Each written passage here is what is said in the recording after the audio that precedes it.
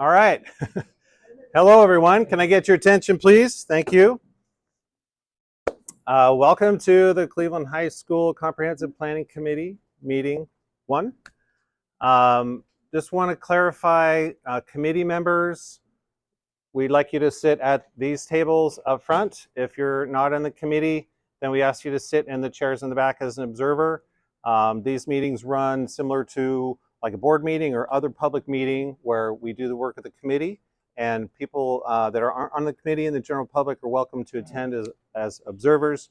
We do provide time for public comment at the end of the meeting.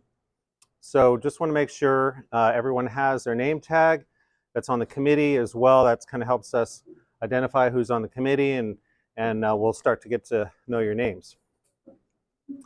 So just another point of business, we are recording this meeting. It's not being live streamed, but we will be recording our meetings. Usually at the beginning, we will do some information.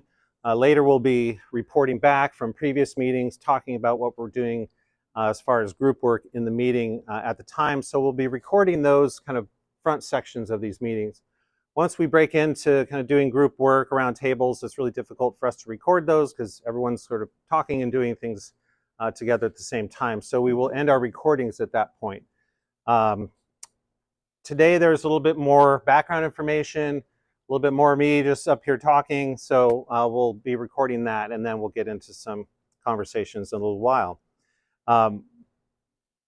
First point of order for me, just to introduce myself. My name is Eric Girding. I'm a senior project manager with the Office of School Modernization at Portland Public Schools. I'm a Cleveland High School grad, class of 1985, and grew up in Southeast Portland, still live in Southeast Portland, or I guess I've moved back to Southeast Portland after being gone for a number of years. But really excited to be here and to kick off this process with Cleveland and the modernization project. My background is in architecture. I was in the field of architecture for about 10 or 12 years, then another 8 or 9 years doing real estate development. And for the last 10 years, I've worked for Portland Public Schools for the Capital Bond Improvement Program. So the first project that I managed was the reconstruction of Fabian K-8 school, which was in partnership with Concordia University. We built our College of Education as part of that project. My next project then was, and still is just in the finishing stages, is Lincoln High School. So started that from conceptual pre-bond planning in 2016, if you can think of that. And then now here we are at the end of 2023, and we're at final completion. And now moving on to the Cleveland project. Again, very excited to be here and to get this process started. So just wanted to do a couple more introductions of folks that are on our team.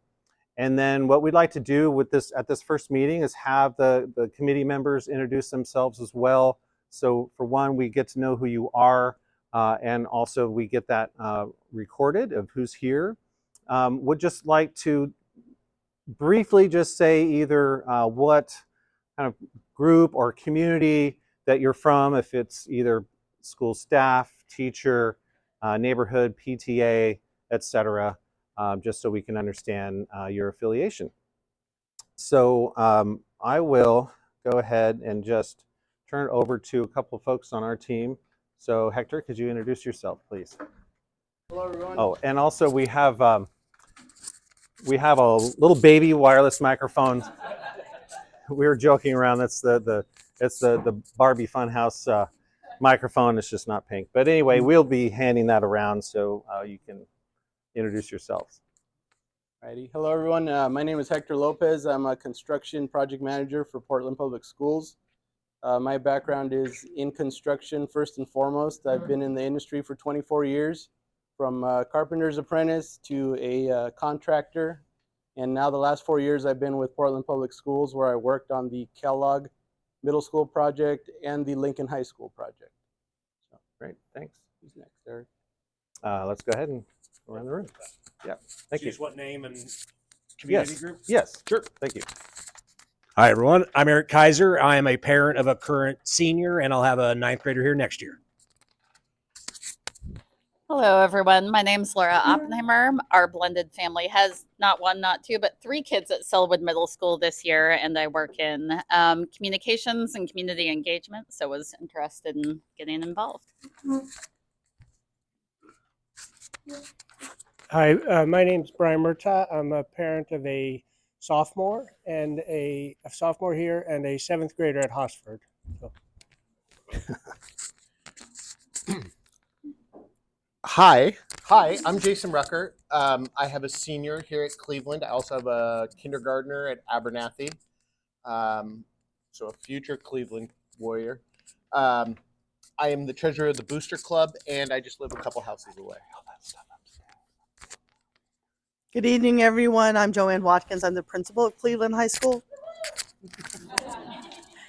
Hi, my name is Cosette Posco. I'm a parent of a sophomore here at Cleveland, and I also have a sixth grader and an eighth grader at Hosford. And I'm a former teacher and obviously live in the neighborhood, so on board here.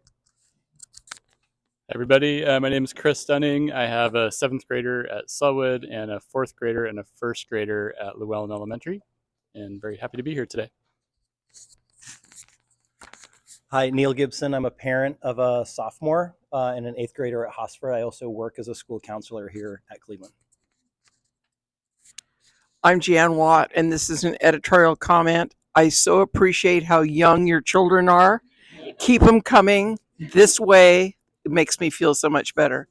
I've been here for a couple of years. I'm on the staff and am very, very happy to be a member of this community also.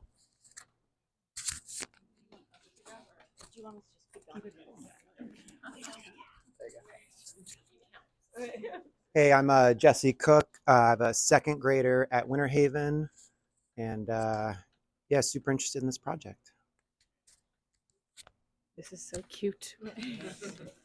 My name's Melissa Eubank. I have a first grader and a third grader at Dunaway Elementary, and I am the PTA president at Dunaway as well. My name is Julia Blattner. This is my 16th year teaching at Cleveland High School. I'm also a Cleveland alum, class of 2002, and I have future Cleveland Warriors. I have a kindergartner and a third grader at Dunaway. Hey, I'm Justin Monahan, and we have a fifth grader at Abernathy and a 3-year-old floating around for the distant future. And we live across the street here on 26. Hi, I'm Tanya Palia. I have a sixth grader at Selwood Middle and a fourth grader at Dunaway, and I'm also a city planner, and I work in design review and historic resource review. So I don't know if that's part of why I'm here, but I'm here. So I'm Brad Dimby. My son Reed is in class with Justin's kid over at Abernathy. So I live in the neighborhood, and I'm just excited to see what happens here. Hi, I'm Crystal Perkins. I have a sixth grader at Hosford and a fourth grader at Abernathy, and they will be third generation Cleveland Warriors sometime in the not too distant future. I also work at a local disability and youth focused nonprofit, and yeah, really excited to be here. Hi, I'm Erin Dunn. I have a fourth grader at Buckman Elementary and a sixth grader at Hosford. I live 3 blocks on Franklin. I'm also in the design field. Hi, my name is Melissa Toledo. I live in the community right by the field. Go Warriors. Former PTA president at Cleveland High School, and my daughter graduated last year from Cleveland High School. I'm Owen Threadgill, and I'm a student here. Hi, my name is Denise Castagnon. I have a third grader at Lewis Elementary and a sixth grader at Selwood Middle School. Thanks. Hi, I'm Tamara Ooms. I wear a lot of different hats, so I'm not exactly sure why I'm here either, but I live 3 blocks away. I have a second grader at Abernathy, an eighth grader at Hosford. I help manage the Abernathy after school programming through the PTA.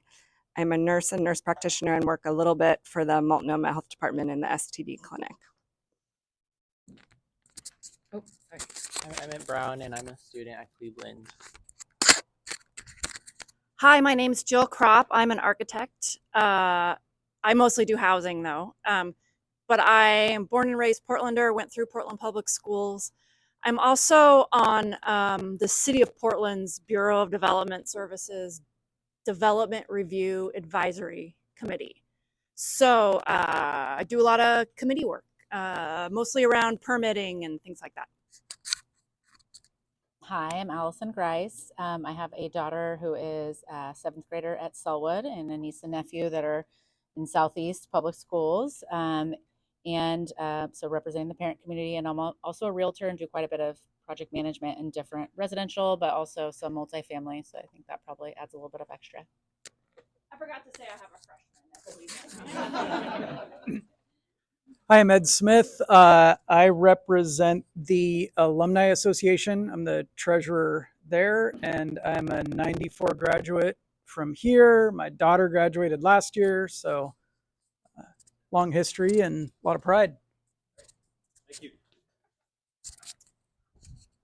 So we do want to introduce our design team that we have members here. I guess doesn't matter. Okay, these are really funny. I imagine with the lighting in here, it's probably difficult to see the slide, and I don't know if we can get maybe a couple of them off. I'm not sure, but so just for Office of School Modernization, so Hector and I are part of OSM as we call it, but we also have our communications team here, which is David Main and Jonathan Wan, so helping us out. David's the guy that gets the word out on everything. Johnny is one of our operations specialists, so he's here doing the recording, etc. But he supports us in sort of our communications as well. Thank you. Just a little bit about sort of at least the structure at Office of School Modernization. So I'm the senior project manager. Hector's our project manager. So we're basically the kind of the boots on the ground for the project. Then we do have Marina Cresswell, who is the director, senior director of Office of School Modernization. And then Darren Lee is our director of construction. Again, I know it's a little small to see that up there. But those are the folks sort of in our direct leadership that we meet with on a regular basis. They're part of our steering committee. We report, everything kind of gets reported to them sort of before things kind of leave our department to go to district leadership for review. And then also I do want to introduce our architecture and engineering team that's been selected. Their contract is up for approval at the next week's board meeting. So they are happy audience members tonight. They're not officially working, but would like you just to quickly introduce yourselves as far as who's here. I've also listed all the other consultants that we have on this team. Eric. I'm Abby Dacey. I'm the principal in charge for Malum Architects. I'm also a parent of 6th and 9th graders in the district. Thanks. Hi, I'm Amanda Petretti from Studio Petretti Architects. We are partnered with Malum Architecture for this project, and so you'll see me along with Abby and Lisa quite a bit on the project. And I have a first grader at PPS. We do this right. Hello, my name is Elisa Laverafon, and I am with Malum Architects, and I am the project manager. Hi, I'm Pip Allen. I'm with Malum Architects as well.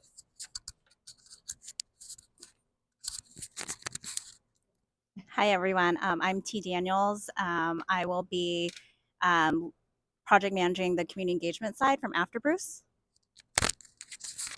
Hey, Tracy Nguyen Chung. I am a principal and strategist at After Bruce, part of the community engagement team. I was born in Portland, but I went to school in Aloha. So. Okay. I'm Maria Medina. I'm also part of the community engagement team with After Bruce. Hi, my name is Luke Smith. I'm an architect with Studio Petretti Architecture.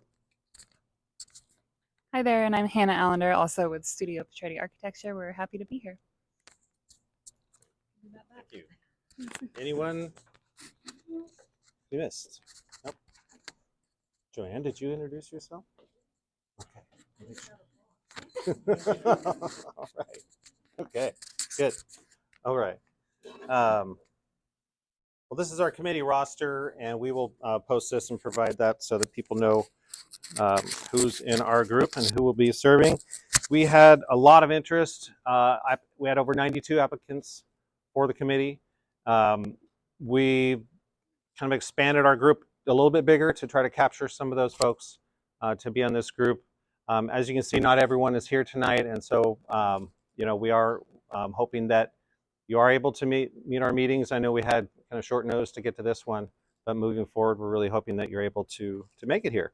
And thank you very much just for your volunteer time. I mean, this is really critical to the work we do. We couldn't do it without our community engagement program, which really varies. This is a very important part of it, but it's a part of sort of a lot of things that we do. But again, thank you very much for being here. So just want to go through a little bit of, I guess, just kind of some business items. Understanding what the Office of School Modernization is. Yeah, I mean, it is what it sounds. We modernize schools, but we are not part of facilities and asset management. We are strictly the capital bond construction team. So we are funded only by the Multnomah County property tax bond measures. So passed in 2012, 2017, and then 2020. We do get additional funding that either can come from grants or energy efficiency incentives, usually from the Energy Trust of Oregon. So, and we have a committee member who's very familiar with that. Also, we have these guiding documents that we use that are really kind of, what does guide our work. There's what's called a long-range facility plan that was first developed in 2010, 2011, and then it gets updated. The latest update was in 2021. And links to all these documents, I'll show you that we have a really good website that has a lot of information. So we'll direct you to that. We'll provide some links. This slide deck has embedded links as well, so you can get to there if you need to from these slides, which we will post to our page. And so in addition to those guiding documents that we have, long-range facility plan, education specifications. That is a huge document that is more or less the requirements of what a comprehensive high school is supposed to have as far as spaces. Size of spaces, how many, there's adjacency, there's all kinds of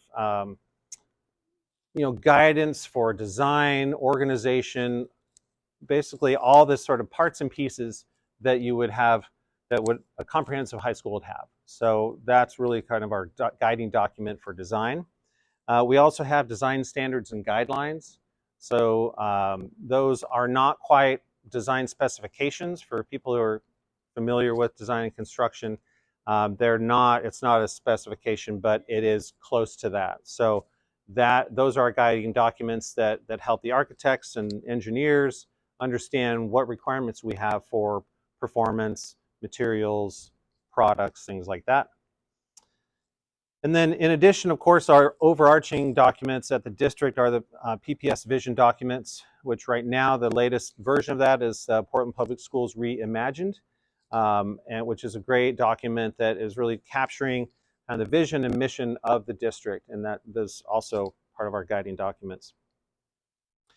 So to get back to Cleveland, as many of you may know, some of you actually participated in a group like this a few years ago, that at the 2017 bond, there was conceptual master planning. Let's see if we can get to that. It didn't jump there. Let's see. Maybe it is now. It's not. Well, anyway, that effort, it was just going to go to the web page. But again, I want to really reiterate that our web page has tons of information. And you can go back, you can see all of the presentations, the meeting minutes from that conceptual master planning effort. It's all right there. We have a new page that actually David and Cleveland bond. There we go. So that's where we're going to be putting our slides, our meeting minutes, reference documents for our efforts now will also be on that page as a landing page. So you'll be able to access all of our documents and information. So we are now kind of working on what's been funded by the 2020 bond measure, which is planning and design for Cleveland High School and also Ida B. Wells. So we're starting the same process with Ida B. Wells. Our first committee meeting is next week. And we have another architecture and engineering team that's been selected. And we're also still waiting for that board meeting for their contract to be approved. But the intent is both the Ida B. Wells and Cleveland planning process will be parallel, so that we'll have meetings almost the same week. We'll have workshops within a week or so. Hey, Rachel. Hey. We kind of know each other from back in Cleveland days, and here we are again. And so the idea is that we will be working towards a solution that we can then bring towards the board, where we have a comprehensive plan that the school board will approve, and then we move forward with the project. We will have time for some Q&A a little bit later, so I'm hoping I can answer questions as we go, but we will have some time for that. So this is our planning schedule, but what we're looking at here are basically once a month we're having these committee meetings as we go. Our project team is kind of managing all these, and there are even more meetings that aren't on here yet that we're having. Internally, externally, to guide this process along. So here we are in October. Our goal is to get us, by January, some options that we'll be able to consider and refine before that goes to the board. We'll be, it's a pretty, it seems like it's a few months, but I mean, the design team could tell you that there's not a lot of time actually to get this figured out, but we have an amazing team and really have high confidence that we will get through the issues, the questions, the concerns, the dreams, the goals, and we'll get to that point. So getting back to that conceptual master plan that was completed in 2019, some of you may recall, some may not, but there were 3 site options that were developed, but without a clear favorite. Some people wanted one, some people wanted another, and then there was a third that was kind of in between, and so it was kind of left with a lot of questions, and so we're looking to answer those and to move forward from that process. But the 3 different options really had to do with, are we building all new? Are we saving the building? Are we saving part of the building? And that was sort of a lot of concerns about conversations about that, as well as just utilizing the space that Cleveland has here, the limited space that Cleveland has here. Part of that conversation was also identifying other potential sites that might be viable, and we will be looking at those. But since I know that you can't see the numbers, but at least you can see colored circles with some dashed lines. But when that conceptual planning effort was done, we were about right here. Basically, Grant opened up that fall, and we finished our conceptual plan then. Since then, we've built and opened Kellogg Middle School, McDaniel High School, Lincoln High School. We're just completing multiple pathways to graduation, which is kind of folded into the Benson project. Then Benson here. This is Jefferson High School. So what these bubbles represent are a cost per square foot number that, as you see, as we've done our work on these projects, has continued to increase. Yes, we understand inflation, but there have been a lot of other factors acting on that. I mean, when we were in the middle of construction at Lincoln, in the middle of the pandemic, we thought we were spending a lot on this building. But as you can see, the the the budget for Jefferson is at $870 a square foot. These numbers are actually what the estimates came back once we had hired a contractor to get on board. And so, I mean, that's like sky high. Here at 444, over 1,200. So if you could think there's almost a tripling of the cost at least, but there's a big asterisk, big caveat here. There were certain design decisions and strategies that were made regarding Jefferson that caused that big jump in the cost. So the Jefferson team has been working to reconcile that. You know, this is our budget. We can't build a high school for $1,200 a foot if we have $870. So they've been working on sort of reconciling and re-looking at their concept for basically how to rebuild Jefferson. They've been able to sort of retool their approach and saving significant money.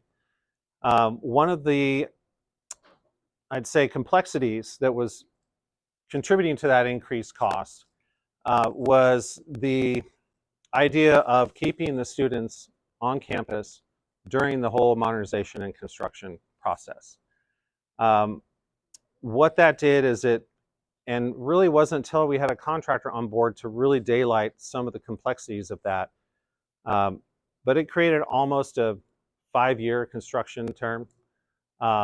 It required a lot of temporary work so that the school could remain, you know, the programming could remain while we do a bunch of other work. So out of that kind of, oh boy, we can't build this for what we're trying to do and what we have to build it for. They've gone back, and one of the big changes, as you may have heard, is that they are going to move the Jefferson program off campus, and they're going to go to the Marshall campus during construction. That took more than a year off of construction, and I don't know the number, but it's but I meant as far as the savings, I think it was over $100 million they were able to sort of capture back out of, you know, relocating the program to Marshall, and they'll be there for 3 years. So that does kind of impact where we are here with Cleveland. We don't have a full schedule because we don't have an approved plan. And also to remind people, we just had the funding for planning and design at this point. So the actual construction funding for Cleveland is dependent on a future bond. But what we're focusing on is really this part of it, because, you know, the Jefferson team, they're solving their problem and they're getting that to work. I think for us, and looking at where Cleveland's going, is that this is still the reality as far as where costs are going and kind of where we were sort of just in the marketplace when we were doing our comprehensive planning, and kind of where we're going to be when we're looking to do construction. So there's not, let me rephrase this. We are going to build Cleveland at the same quality, the same design standards and guidelines that we've done all of our modernizations. So it's not like we're going to say, sorry, there's a cap on costs, so we just won't spend any more.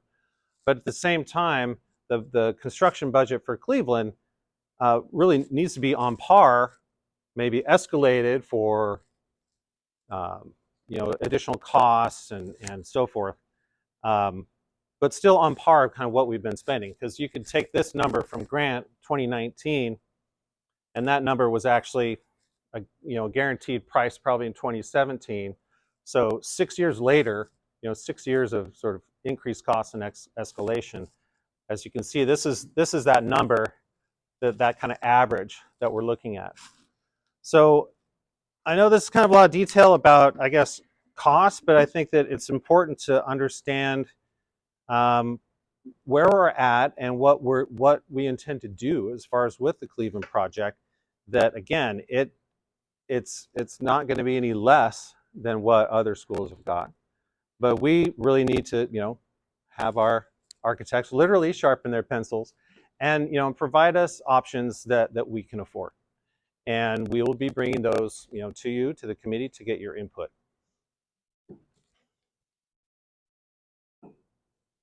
So we've got some tasks with this comprehensive plan. One thing that we want to start off with is to analyze all the possible site alternatives to understand cost, schedule, and the risks and opportunities that are associated with those. So, we're already getting questions from either committee members or members of the community. Hey, we heard Target's closing. What about that site? Can we buy Burgerville site? Maybe that'll help us. What about the Kroger property across the street? That's the kind of the big elephant in the room. Yeah, that would be an awesome site to build a new high school at. And we're gonna look at that, at least what it means from these criteria: cost, schedule, risk, and opportunities. So if there are any questions about what, where, and how, we're gonna look at all those, and we want to bring them to this group and our other groups out in the greater community to get feedback and input. The goal really is to work toward one preferred option to move forward. We may get to a point where, well, maybe there's an option that's here and an option that includes some other property. We really don't know. But that would be the goal, because we can only move forward with one option. We can't keep designing two different options. So that's really the goal, is to settle down on one preferred option to move forward. And a big part of this, of course, is our community engagement, really authentic community engagement. So as you are the Comprehensive Planning Committee, CPC, we're also going to be doing community workshops where the entire community is welcome to come. We will actually model those workshops, just basically doing what we're doing in a committee meeting, and we're going to take that, just the overall community, for whoever wants to come and participate, to give us the same kind of input and answer the same questions. We're working on a general survey to get out to just anyone and everyone who wants to provide some input. We're working on identifying focus groups, community groups within the Cleveland community to reach out to and involve. And then we have neighborhood associations, PTA, and then there's that question mark. We're going to ask you a question about this a little bit later. All right, so I think that's kind of a lot. So happy to do a brief Q&A right now. Don't want to take up too much time with that, but please, if you have any burning questions, thoughts. Jill? Yeah. All right, okay. So the budget for construction drawings and engineering phase, is that part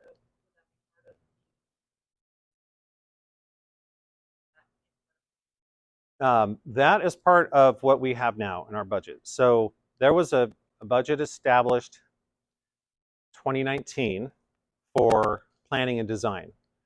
Hopefully that'll be enough.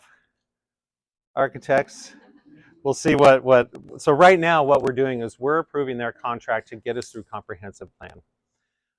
Because we really can't understand their full scope of work until that comprehensive plan is developed, knowing what specialty consultants we might need, the scope of work, etc. So at that point, then the intent is that we would amend the architect's contract for the additional design scope.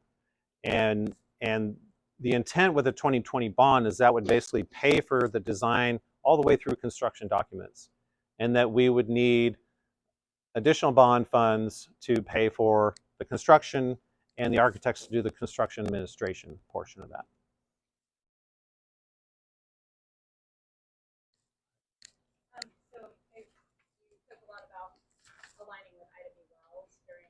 Yes.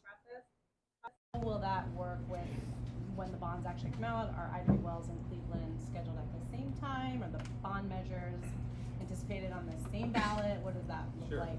I'll just kind of repeat that also because I'm the only one that has a little mic here. question was about our process and the process for Ida B. Wells going in parallel. What does that mean for an upcoming bond measure?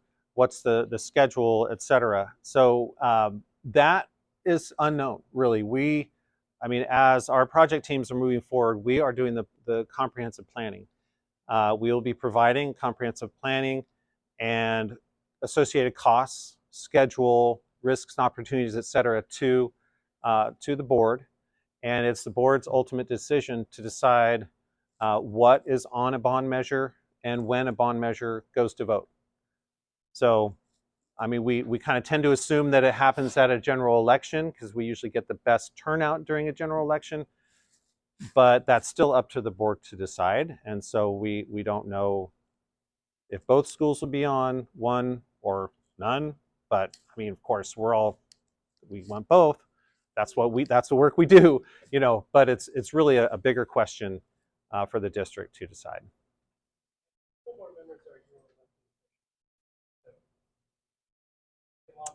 And also we will have a board member who will be assigned to this committee. They just haven't assigned one yet. So we should have board representation at our following meetings. My name is Brian.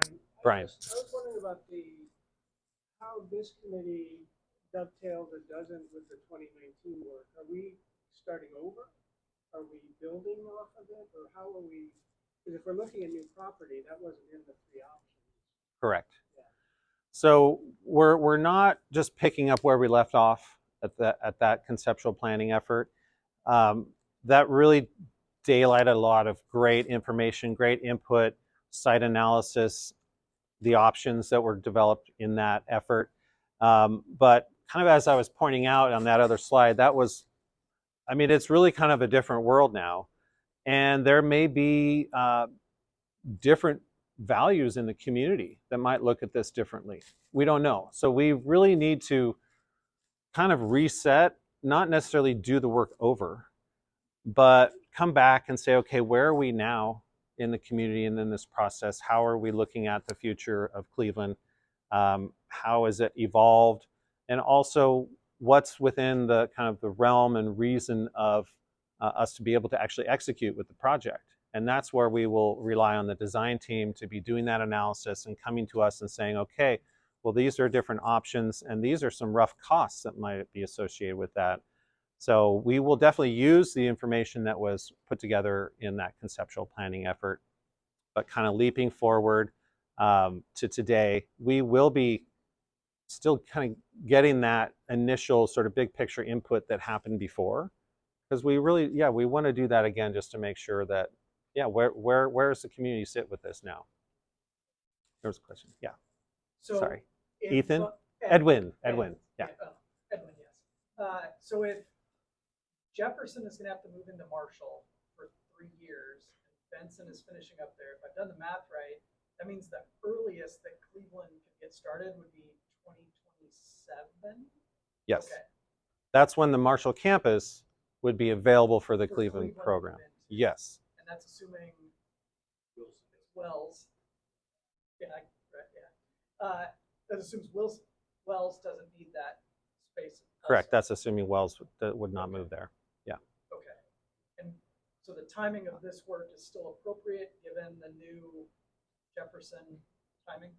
Yes, and that was something that you know, when we heard the change with the Jefferson program and moving to Marshall, I mean, basically called Abby that next day and like, okay, this is really happening. So let's talk about what this means in our schedule. And I mean, from a design and sort of project execution standpoint, we can't stop. We don't want to stop. We really need to proceed in a linear process to get this design approved and ready for construction.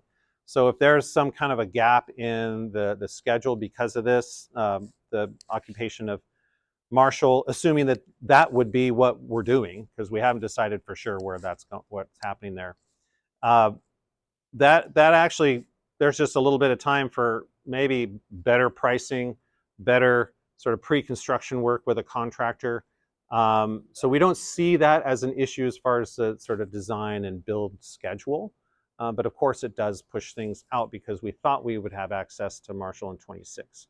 And again, we'll be kind of spitballing those kinds of schedules and looking at that as we move forward. But there is an impact, and even though the comprehensive plan for Wells has not been finalized and approved, since we're doing this together, it's a pretty safe assumption that they won't be going to the Marshall campus. So, Jan. I was going to ask for that clarification because on the east side, we have always heard that Wells wanted to do exactly what Lincoln did. Stay in its current building, build on what is now their athletic field, yada, yada, yada. My second, and now you confirmed that that is what is still the prevalent. Yes. My second question is based on what Ed asked, who is a masterful questioner, by the way. It is illogical to me actually believe Cleveland or Wells is going to be on a bond measure anytime soon. Because how in the heck would you even be able to determine what your estimated costs are when you're that far out in a number of years? You see what I'm saying? Yes. So is that, in other words, we, Cleveland, have always been telling our community that this year, our school board will determine when we are on the ballot. I now think that's stupid for us to ever say that out loud. Because it's going to be way too far out. I don't want to mislead. We're having an 8th grade open house in December. Those kids are not going to be in a new school. So can we just be honest and tell them that? You see what I'm saying? Because Well, if 8th graders, then no, they wouldn't. No, they're not. Jeff's still there. So but Jan, to clarify though, we are hiring contractors, cost estimators. They'll be working with us through this whole process of the comprehensive planning. And so we will have budget numbers that we will present to the board saying, okay, this is what we believe Cleveland is going to cost. And that's on us to do our best to estimate that, to have our general contractors say, okay, this is what the market's doing. So one thing we always do is we take a price that they get today, and then we say, okay, how many years to the midpoint of construction? If it's 3 years to the midpoint of construction, then we look at historical data, market data of cost increase per year, and then we inflate that number per how many years based on a percentage increase. So we're confident that we can get to a pretty darn good number with the comprehensive plan to give to the board. We may do some more rigorous design once we've approved a comprehensive plan. We may continue to do more design work and more development of that, because really as you design more, you get more cost certainty. But what also happens in that first part where you don't have a defined design, then your contingencies are really high to kind of make up for that. We've seen just insane cost escalation over the last few years. So I think we've got a pretty good understanding now of what things are going to cost unless another pandemic happens or something that is an anomaly. But we have supply chain issues, but we're buying mechanical equipment a year in advance now. And we'd rather pay for some storage to get something on site. That was one of the successes that got Lincoln finished on time and under budget. We're sending back almost $15 million to the district after finishing Lincoln. Because we just ordered as much as we could, and we were paying a lot less for storage than for a late building, or having to reconfigure trades and sequencing and things like that. So we're really well prepared to put together a plan and a cost that we're confident to give to the board so they can say, okay, this is what it's going to cost. Let's decide what we're going to do with the bond measure. So what would be misleading is if we said it's going to happen. We don't know. But we know that we're going to give leadership that information sometime after the new year, February, March, April, sort of as we go through approvals. And then it is up to the board to decide. Again, project team, we feel like there's enough information for them to decide and to put it on the bond, but it's not up for us to decide that. Maybe one more question, because I would like to move on here before we are running. Let's see how we're doing. 7 o'clock, almost 7. All right, we're doing pretty good. A couple more questions. Are we good? In the back.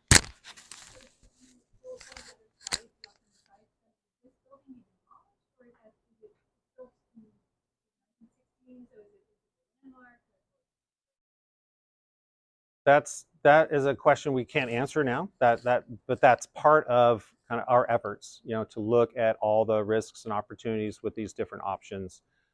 We have, a historic preservationist on the team that's working with the architects to figure out what that is. It's not a registered landmark, but it is. This building is historically significant, and that's well documented. So. So there are rules and restrictions of what we can do here. And if there is another site, then it's also still what can we still do with this site? And that would be, really for the district to decide if we do move Cleveland to another place.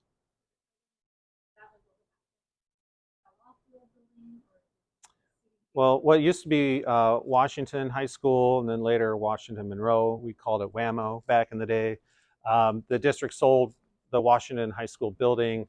It's now Revolution Hall and some restaurants and so forth. And it's a historic structure that's still there. It was just was remodeled. So that could happen to Cleveland. Who knows? Maybe it's still a school and some different kind of school. We really, there are all kinds of opportunities out there. What happens if the bond doesn't pass? What happens if the bond doesn't pass? Well, then the bond doesn't pass. And yes, I think that so back when the bond program started in 2011, there was an election and the bond failed, and then the district kind of went back, kind of retooled things, and passed the bond in 2012, the next year. So not that that's been done before. What's that? The 2011 bond was put on a May ballot. So, first of all, tax split. And it didn't lose by much. It lost by a few thousand. But they did go back, retooled it, run more public engagement. It was the right thing to do. Then in 2012, it passed by 66%. 2017 bond passed by 60%. So there are really high positive numbers for it. It's really a matter of how they balance it out with how much it increases people's tax load and what people are willing to support. Some of the numbers that you put up there, whatever bond is going to be, people are going to see a bond that's roughly twice as much as right last bond. Right? It's going to be in the billions. Well, that's what we.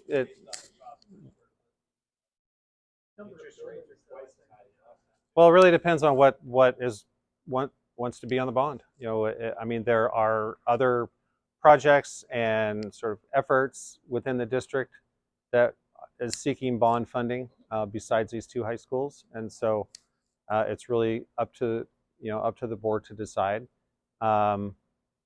It wouldn't be twice as the last one. I don't. The other thing is, whatever that number is going to be is going to go through a filter of marketing research, political research.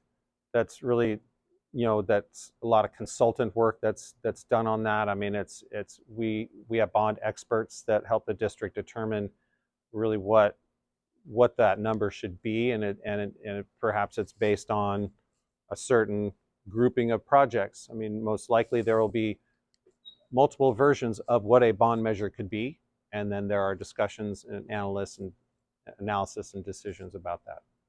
Yeah, it's really right at this point. That's not the speculation.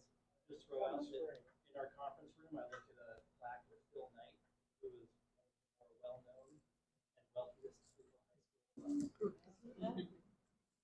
hear a lot of people. Whoever has a connection, not have Okay, just one more. Yeah. Just kind of piggybacking on what Jen was saying, if, and this could be a question further down with the planning, but if the site is decided to go off-site of where Cleveland University is, could that potentially expedite or move the project sooner than 2028? Again, that's speculation because buying property is expensive. So, and the timing. I mean, in particular, I mean, obviously, that Kroger site across from the park is big enough to put a high school and fields and things like that.